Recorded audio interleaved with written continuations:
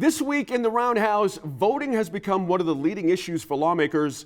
Legislators from both parties are pushing a wide range of bills targeting topics like lobbying disclosures, redistricting, open primaries, election security, and voting rights for felons. New Mexico in Focus political correspondent Gwyneth Dolan was in Santa Fe this week and caught up with two lawmakers and a voting rights advocate to ask how these initiatives could impact voters. Senator Morris, there's a lot of groups up here. Today it's Community Health Organization Day. Sometimes you got doctors, teachers, chambers of commerce, oil and gas industry folks, all trying to have an impact on what you're working on. You have a bill that would ask them to disclose more information about what they're doing. What do you want to know? There is a whole political industrial machine based in Santa Fe and Washington with a lot of money and a lot of people trying to get influence on policymakers. What we're just asking for is some disclosure. Who are these people who are paying money? What are their positions? Where the money's coming from? So that we know who's getting involved behind the scenes when we're trying to make big decisions. And so what kind of information specifically? What do you want to know? Like what bills they're working on? What we'd like to know is who's paying the money and also what bills they're working on and what their positions are. So that way we know as we're going through the legislative process who's behind bills, who's paying for it, and we're better informed as legislators. Now we're looking at a couple other open government topics. You have long been a supporter of redistricting reform. There is a movement this session again to give this to an independent committee. We've seen this fail so many times. What do you think is going to happen? I'm a strong advocate for redistricting reform for many years now because what we have in New Mexico right now is legislators getting to draw their own districts. It's in effect legislators picking their constituents once you've been here for long enough as opposed to constituents picking their legislators. So I'm really fighting for this, and I think we might be at a point where we have enough critical mass of younger people wanting to reform in New Mexico in the legislature that we have the best opportunity that we've had in a number of years to get this passed. So we're really working on it hard this year, and this might be the year, hopefully, because we can't go through another redistricting that was so divisive and really cut the people out of the process for the next 10 years before we do this again. Now you mentioned young people. They are more independent than ever, less likely to commit to the Democratic Party or the Republican Party. You're supporting a bill that would allow independents to vote in primaries, is that right? Open primaries to me is really important. In New Mexico, unless you belong to one of the political parties, you cannot vote in a primary.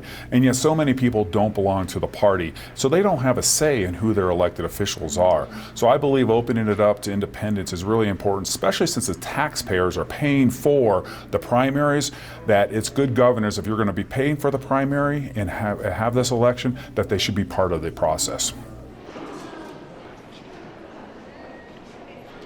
Ms. Burling, Democrats have brought back a bill dealing with voting rights, similar to the one that died on the last day of the last session with a Republican filibuster. There are a lot of elements to the bill, but one of them is trying to increase the number of people getting registered to vote by making it automatic. How does that work? This means that when you go to get your driver's license, instead of opting in to register to vote, you will have to opt out if you don't want to register to vote. It will be automatic. You do have the choice not to register. And the League believes that this makes it much easier for New Mexicans to vote. We are all about empowering voters and defending democracy. And New Mexicans work, New Mexicans go to school, and they drive long distances. They are not always prepared to listen to a discussion of should they register to vote or not. One of the other elements here is protecting some voter data. And the League supports keeping that secret, but I thought the League was all about transparency. We are generally all about transparency, and we have in fact been quite conflicted about this.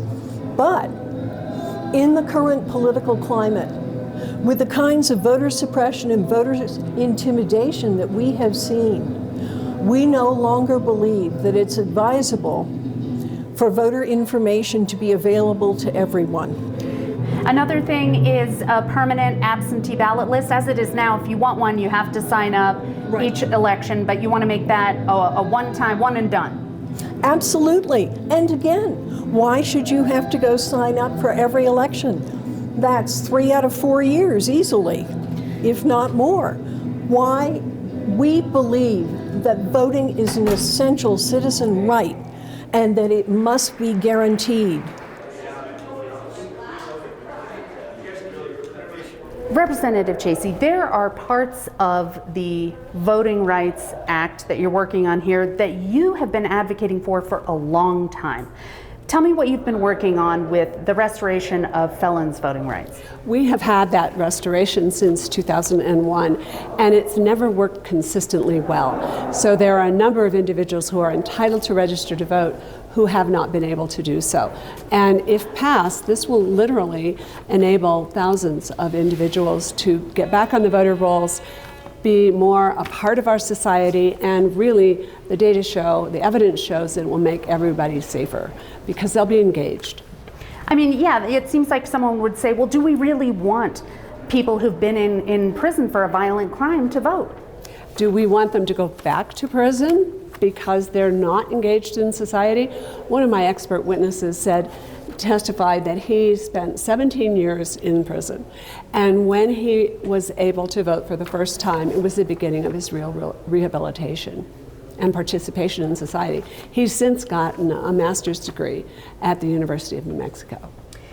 There are some other elements in here. Some of them were temporary provisions during the pandemic that this would make permanent. What are some of those?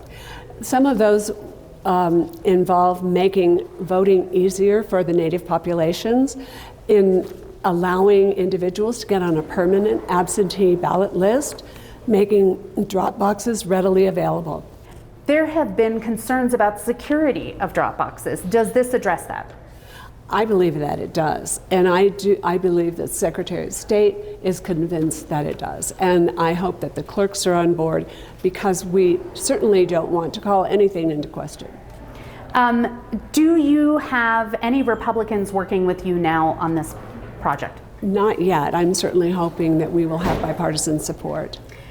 But will you do it even without them? Well, I think the franchise in this country is a birthright, and we need to do everything we can to make sure that all eligible voters can vote and make it easy on them. So however we get there is going to be all right with me.